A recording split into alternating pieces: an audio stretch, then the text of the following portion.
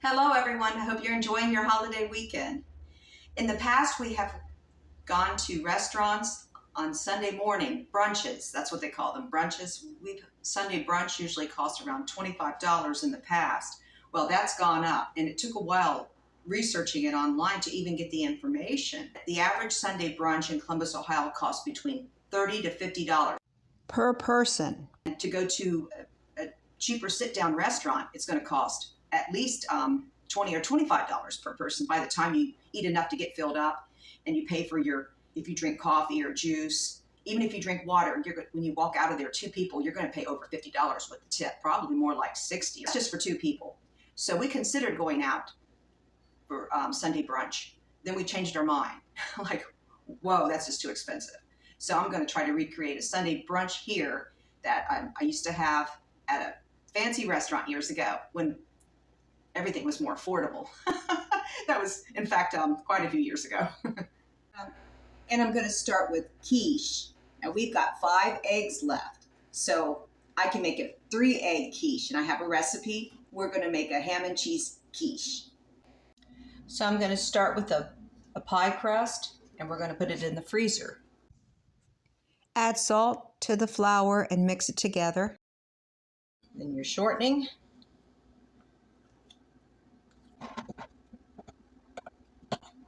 Just cut into it till it's mixed together with the flour. And any kind of fat will do. If you want it to be flaky, you can use butter with the pastry cutter. Cold butter works best, but this is Crisco. It's what my mom used. This is from a Betty Crocker recipe. Tried and true. Add water gradually and mix in 3 different stages.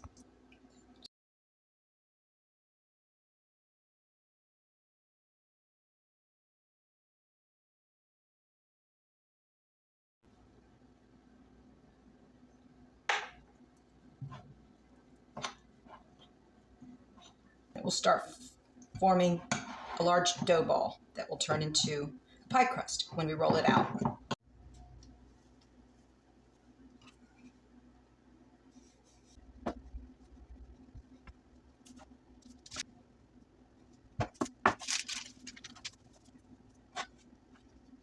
So I'm just forming the edges for my pie crust. That looks pretty good. Cover it with plastic wrap. Put it in a bag and place it in the freezer for at least 30 minutes. Allrecipes has a quiche dish that sounds fairly easy. The most difficult part was making the pie crust. But this recipe calls for a frozen pie crust. So that's even easier if you have a pie crust that's all ready to go. As far as a homemade pie crust, usually you have to, so that it doesn't bubble up, because you need to bake the pie crust ahead of time or it bubbles up. I know with pumpkin pie, I do not blind bake, but it was necessary for this quiche dish if you used, like me, if you made your own pie crust. So that's why I put it in the freezer. The chances of it bubbling up are a lot less because I'm not going to blind bake this. So this has been in there longer than half an hour. Let's pull it out.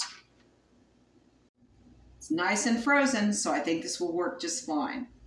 The rest of this recipe is super easy. So we have all the ingredients we need. The only exception is I'm using a dab of yellow mustard instead of dry mustard, which I don't have. But I'm using vegetables, so we can have some vegetables with this brunch also. The recipe didn't really call for anything but a garnish, some kind of pimento peppers, which I don't have.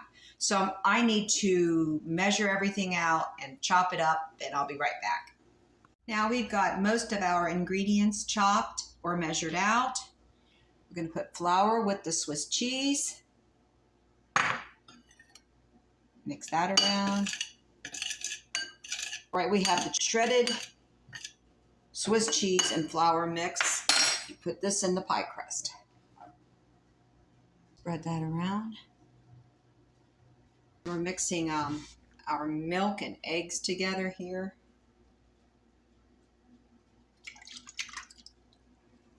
A little salt, ham and veggies. Stir that in. The eggs have already been beaten, so just stir it in. Dried parsley. Dab of mustard there. I think this should be really good. I love mustard with eggs anyway. Beat until smooth. You could use a whisk if you like. I already whisked the eggs, so I think this will be good. Pour over the cheese and flour mix. There we go. That looks pretty good. The oven is preheated at 400. We put it in the oven to bake. So according to the recipe, it takes a whole hour to bake. I'll check it after 50 minutes and we'll make sure it's set. At these Sunday brunches, one of my favorite dishes, I like a side dish, potatoes O'Brien. So I didn't look up a recipe. I'm just going to make in my head what I think it should be. And I'm going to cook up onions and peppers, and I've got some potatoes. We have plenty of potatoes I cooked the other day because I cooked our Easter dinner the day before to make things go easy so we could enjoy Easter Day. These potatoes I'll be chopping in smaller pieces. They're already cooked, so this potatoes O'Brien is going to be super easy. And I have onion and I have some pepper that's already chopped up that I need to use up. So I've got our onions and peppers cut up and our potatoes cut up in smaller pieces, and I used almost all the potatoes, but we still have like a third of them left from the Easter dinner. Okay, I'm going to go ahead and turn the burner on and heat up this pan of olive oil. Frying my bell peppers, chopped bell peppers and onions, and the potatoes are already done, so I don't need to add them yet, but I'll be adding them soon along with a little flour to brown them up. And since the potatoes already have seasoning from yesterday, I might need to add some salt and pepper, but that should be it. My quiche cooked in 50 minutes, and this is how brown it got. Now, the recipe said an hour. This does not take an hour. I think that recipe's making a mistake there. So, I don't know, but unless my oven heats up hotter than 400, I'll look back to make sure that was the right temperature. I'm just going to garnish this with some of that Swiss cheese. This looks amazing. Yay. This will make a nice brunch. It's like gourmet, but yet it's very economical. And a lot of fun to do at home. Without paying the tip. Just tip yourself. Give yourself a tip for this. My potatoes with a little flour. I'm going to mix them up with the peppers and onions. Give this a good mix and cook it for just a little while till the potatoes brown a little bit. These are done. They have a beautiful color. I'm going to turn off the fire. And here is the Sunday brunch. The quiche, ham and Swiss cheese quiche, potatoes O'Brien with peppers and onions. And I have a fruit salad I've made with peaches, crushed pineapple, coconut, and grapes. And then my husband has bagels and cream cheese, which he loves to eat every morning or for brunches. Now I'm outside enjoying the weather in between rain. It's very warm out here in Columbus, Ohio today on Monday morning. But that's our Sunday brunch. I'm a day late because yesterday was beautiful. We didn't have any rain yesterday, and I worked in the garden. And I'll be showing you how working in a garden can be a frugal lifestyle. The vegetables that you produce and harvest, how they save you a lot of money. And the time and trouble of going to the store to buy those items, the produce. And this is much healthier also. I hope you enjoyed this video. The Sunday brunch saved us a lot of money by not going out to a restaurant.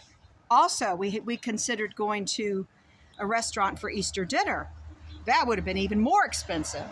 That's why I cooked this delicious lamb dinner coming up at a great price. And I'll tell you more about that. If you want to watch it, go for it. and then I'll catch you at the very end and I'll say goodbye. So I'm going to focus on budget meals. However, I had already planned an Easter meal, and it's not ham. It's something more expensive, but we got a good deal on it. And I already prepared it, but I didn't film it because it takes too much time to film and cook sometimes. But I did film parts of, let's see, the dessert I made. You'll see the end result and the good deal we got on that by eating in instead of going out, because we love lamb, but we usually like to go out where it's prepared properly. But I think we got a hold of something that's pretty awesome. Green bean casserole. I made this for $2. It just has some cheese shredded over it. Onion rings in a can are expensive and they're not healthy, so I just decided to put some shredded cheese over the green bean casserole. And the mushroom soup is homemade. To cook these red potatoes, it costs less than $1, probably more like 75 cents. 2-pound leg of lamb that's already seasoned and delicious for only $17.05. It's a good deal on lamb.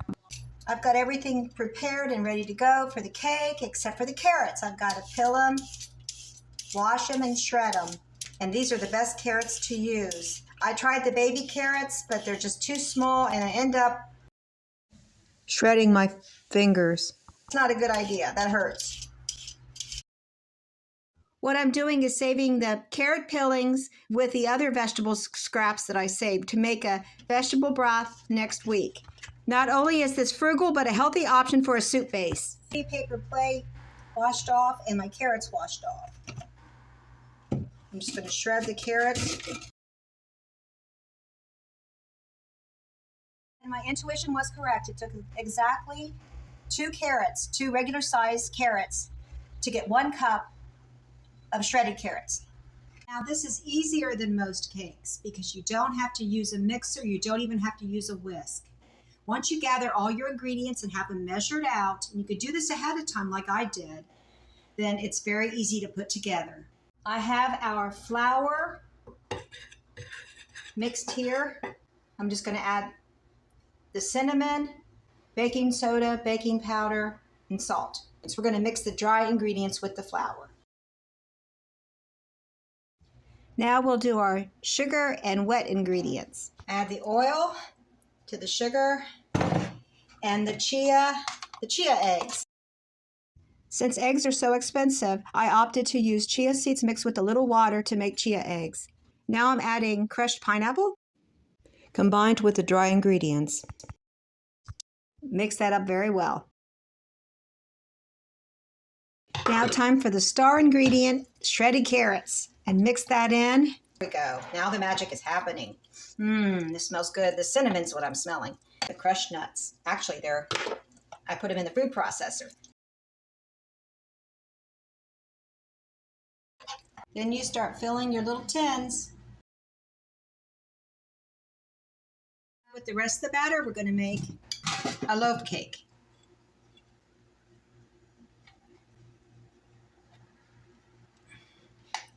Since this is half a recipe and these are spread out more, these are very small cupcake tins and this is a small loaf, but it will probably bake longer than the tins. I'll check the oven after 25 minutes. I think the cupcakes will be done. After 30 to 35 minutes, the loaf should be done. My oven is set at 350. The mini cupcakes are done. I'm just very gently removing them with a knife around the edges. You let them cool for a little while because if you don't, they'll fall apart.